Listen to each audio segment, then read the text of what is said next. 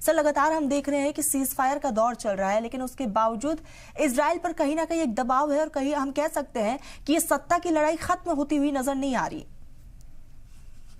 देखिए, पहली बात तो मैं आपका बहुत बहुत धन्यवाद देता हूं। थैंक यू वेरी मच कि आपने मुझे अपने चैनल पे बुलाया और एक अहम मुद्दे पे बात करने के लिए।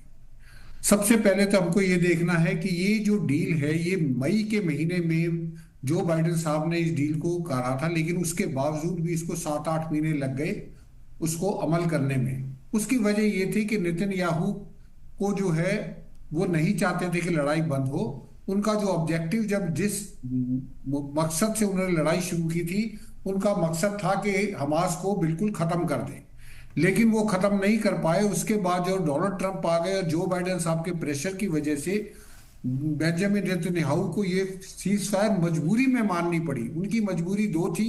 एक तो अमेरिका का बहुत ज्यादा प्रेशर था, जो बाइडेन का इतना प्रेशर नहीं था जितना डोनाल्ड ट्रंप के आने का प्रेशर था।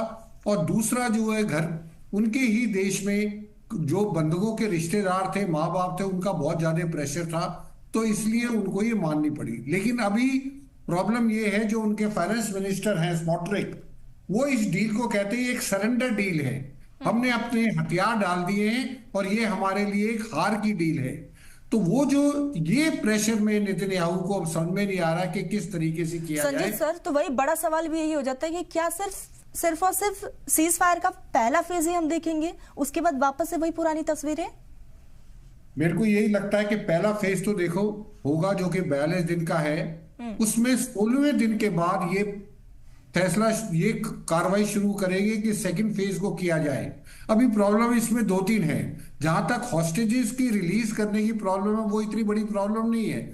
इस हमास भी हॉस्टेजेस को रिलीज कर देगा। जो इजराइल भी, जो पैलेस्टीनियन के लोग हैं जिनको जो बंदी हैं, उनको भी प्रॉब्लम जहां पे अटकेगी वो ये अटकेगी कि क्या इजरायली आर्मी गाजा को छोड़ के, अभी इजरायली आर्मी जो ने जो कॉरिडोर है उसको अभी वहां पे रुके हुए हैं, और उसके बाद क्या वो फिलडेल्फी कॉरिडोर को छोड़ के पीछे हटेंगे, ये सबसे बड़ा सवाल है। और मुझे लगता है सीज फायर टूटने का जो आशंका है वो इसी पे निर्भर करती है कि क्या इजराइल अपनी फौजों को वापस इस गाजा से निकाल देगा। अगर वापस निकाल देता है तो ये क्या गारंटी है कि हमास दोबारा से जो है हमला नहीं करेगा। और ये भी खबर आ रही है, यानी कि ये बिल्कुल साफ है कि सीज फायर एक ना एक बार ब्रेक जरूर होगा। बिल्कुल बिल्कुल ब्रेक होगा। और वो ब्रेक होने का कारण, जैसे मैंने आपको बताया है, एंटनी ब्लिंकन साहब ने खुद इस चीज को एडमिट किया है कि उतने लड़ाके जितने मारे गए हैं हमास के, उससे ज्यादा भर्ती हो गए हैं। तो उनकी स्ट्रेंथ में कोई कमी नहीं आई है। हाँ, उनकी जो लीडरशिप थी वो लीडरशिप काफी हद तक खत्म हो गई है। उनके जो लीडर्स को मार दिया गया है, लेकिन जो रिक्रूटमेंट है उसमें कोई कमी नहीं आई है। अगर रिक्रूटमेंट में कमी नहीं है और वहां से इजराइल गाजा से हट जाता है, गाजा को छोड़ देता है, तो इस चीज की क्या गारंटी है कि दोबारा जो हमास तैयारी करके 1 साल 2 साल 4 साल बाद, क्योंकि ये पहले भी 2008 में यही हुआ। इस बीच एक बड़ा सवाल ये हो जाता है कि अमेरिका की तरफ से डोनाल्ड ट्रंप ने इस पूरे सीज फायर का श्रेय उन्होंने लिया है, खुशी भी उन्होंने जाहिर किया, पद भी उन्होंने संभाल लिया। अगर ये सीज फायर टूटता है तो इसका क्या असर होगा? इसका असर बहुत खतरनाक होगा, क्योंकि बेंजामिन नेतन्याहू बहुत मजबूरी में उन्होंने सीज फायर को माना है। और अगर ये सीज फायर टूट जाता है, चाहे किसी की वजह से भी टूटे, क्योंकि टूटेगा जिसकी भी वजह से टूटेगा, दूसरा जो है उसको ब्लेम उसी को करेगा कि इनकी वजह से। इजराइल करेगा हमास को, हमास करेगा इजराइल को। तो ये जो है, क्योंकि दोनों में ट्रस्ट नहीं है, आज की बात नहीं है। जब से 1948-49 से इजराइल बना है, पैलेस्टीनियन और इजरायली गवर्नमेंट्स के बीच में कभी भी एक दूसरे के ऊपर भरोसा या एक दूसरे के ऊपर ट्रस्ट नहीं रहा। और जब तक ट्रस्ट नहीं हुआ, कोई भी चीज जो है एग्रीमेंट कामयाब नहीं हो सकता। तो अगर ये सीज फायर किसी वजह से भी टूटती है, चाहे इजराइल की वजह से चाहे हमास की वजह से, तो हमास के ऊपर बहुत ज्यादा अटैक आएगा।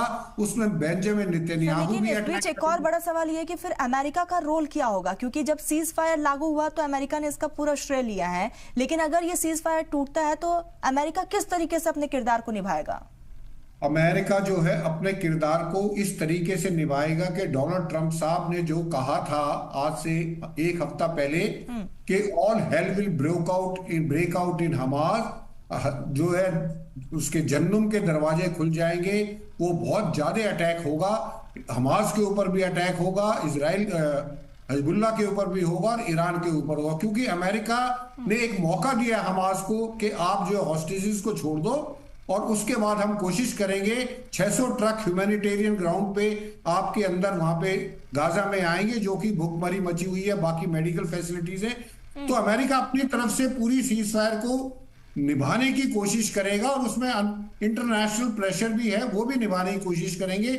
लेकिन अगर ये टूट जाता है तो उसके बाद अमेरिका का रुख बहुत सख्त होगा और उसमें अमेरिका इजराइल के ओपनली सपोर्ट करेगा और बेंजामिन नेतन्याहू और ही ज्यादा ताकत से जो है हमास के ऊपर हमला करेंगे।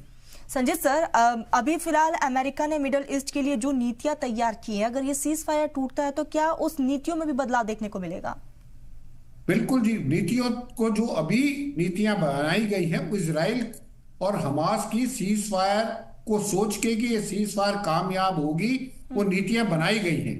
लेकिन उनके साथ ऑल्टरनेटिव भी बनाए गए हैं कि अगर ये टूट जाती है और उसमें पाया जाता है कि हमास की पूरी गलती है तो उसमें नीतियों पे बदलाव आएगा और एग्जीक्यूशन जो है बहुत ही सख्त किस्म का एग्जीक्यूशन किया जाएगा। सर, आपको क्या लगता है अमेरिका की तरफ से क्या क्या बदलाव हो सकते हैं? अमेरिका की तरफ से बदलाव ये हो सकते हैं कि अमेरिका इजराइल की और मदद करेगा।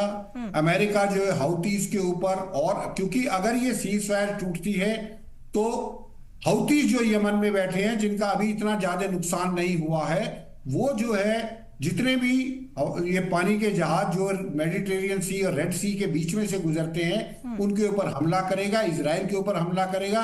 उसकी रिस्पांस में जो है अमेरिका यमन पे भी हमला करेगा और इनका जो सबका जो ये प्रॉक्सीज हैं जो कि जो ईरान चला रहा है ये सारी प्रॉक्सीज, तो मुझे लगता है पूरा फोकस प्रॉक्सीज से हटके ईरान के ऊपर जाएगा और ईरान के ऊपर और ज्यादा हमले किए जा सकते हैं, ईरान के ऊपर और ज्यादा सैंक्शन लगाए जा सकते हैं। तो मिडिल ईस्ट ठंडा होने के बजाय मिडिल ईस्ट और गर्म हो जाएगा और वहां पे और जो है मुश्किलें बढ़ती जाएंगी।